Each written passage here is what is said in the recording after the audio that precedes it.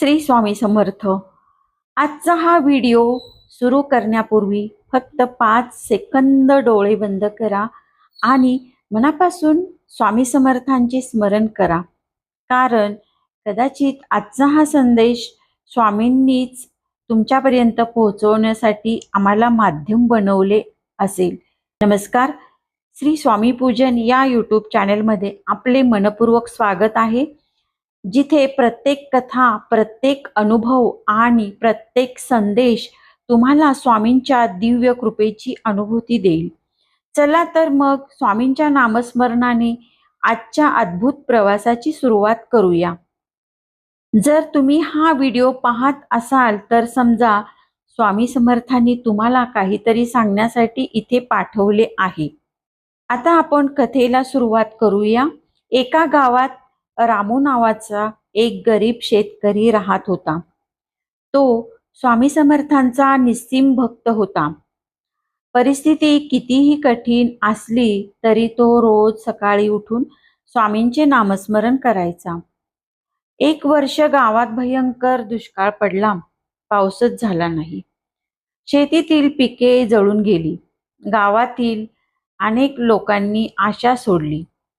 रामूच्याही घरात धान्य संपत आले होते।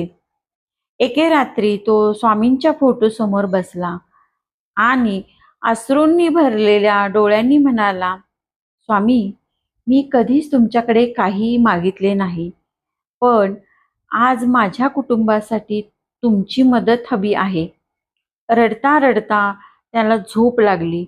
त्या रात्री त्याला स्वप्नात स्वामी समर्थ दिसले आणि हसत म्हणाले, उद्या सकाळी तुझ्या शेताच्या कडेला जा, तिथे तुझी चिंता दूर होईल। सकाळ होताच रामू धावत शेताकडे गेला। शेताच्या कडेला एक जुना कोरडा वाटणारा विहीर सदृश खड्डा होता। स्वप्न आठवून त्याने तिथे खोदायला सुरुवात केली। काही वेळातच अचानक ओलसर माती दिसू लागली। अजून थोडे खोदताच पाण्याचा झरा फुटला। रामूच्या डोळ्यात आनंद अश्रू आले। त्या पाण्यामुळे त्याचे शेत वाचले। काही महिन्यात त्याच्या शेतात भरघोस पीक आले। गावातील लोक आश्चर्यचकित झाले। सर्वजण म्हणू लागले, ही तर स्वामींचीच कृपा आहे। पण रामू फक्त एवढेच म्हणाला, चमत्कार पाण्याचा नव्हता, चमत्कार माझ्या विश्वासाचा होता। स्वामींनी माझी श्रद्धा कधीच तुटू दिली नाही। यावरून आपण असा बोध घ्यायचा की मित्रांनो, संकट प्रत्येकाच्या आयुष्यात येते, पण जो स्वामीवर विश्वास ठेवतो त्याच्यासाठी अंधारात प्रकाश नक्की येतो। कितीही मोठे संकट प्रसंग असो, स्वामींचे हे शब्द नेहमी लक्षात ठेवा, भिऊ नकोस, मी तुझ्या पाठीशी आहे।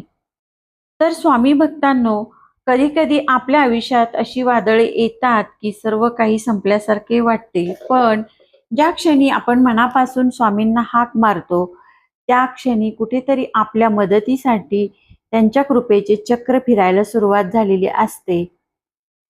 कथा आवडली असल्यास एक लाईक, शेअर, सबस्क्राईब आणि कमेंट जरूर करा।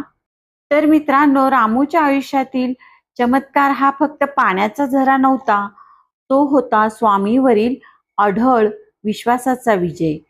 जेव्हा सर्व मार्ग बंद होतात तेव्हा स्वामी नवीन मार्ग निर्माण करतात, पण त्यासाठी श्रद्धा, संयम आणि नामस्मरण कायम ठेवावे लागते।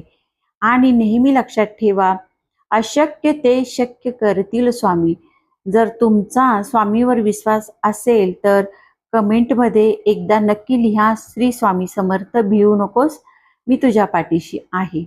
तर मित्रांनो, आजची ही कथा तुम्हाला आवडली असेल तर ती फक्त एक कथा म्हणून पाहू नका, तिच्यामध्ये दडलेला स्वामींचा संदेश आपल्या जीवनात उतरविण्याचा प्रयत्न करा।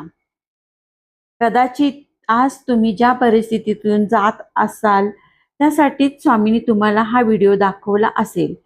म्हणून कोणतीही चिंता मनात ठेवू नका आणि सर्व काही स्वामींच्या चरणी अर्पण करा। जर तुमचा स्वामीवरती पूर्ण विश्वास असेल तर श्री स्वामी समर्थ नक्की। आणि व्हिडिओ आवडला असेल तर लाईक करा, चॅनेलला सबस्क्राईब करा आणि बेल आयकॉन दाबायला विसरू नका.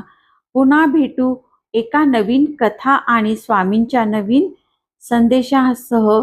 तोपर्यंत भिवू नकोस, मी तुझ्या पाठीशी आहे. श्री स्वामी समर्थ. श्री स्वामी समर्थ. धन्यवाद.